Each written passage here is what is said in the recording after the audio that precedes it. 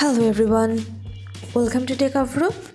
Today in this video I'm gonna show you a simple trick about what to do if you need to know about your Snapchat password. Before starting the video, please subscribe to Techavro.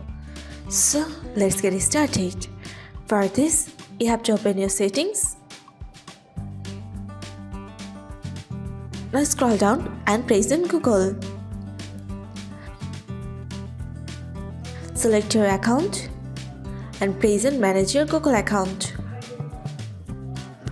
Now go to Security. Now scroll down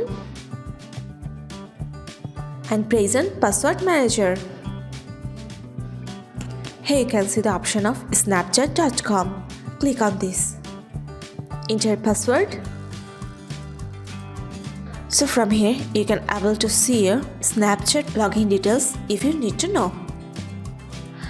So guys, that's it. You can do this. I think this video is very helpful to you. If it was, then give a thumbs up and hit the subscribe button. And thanks for watching.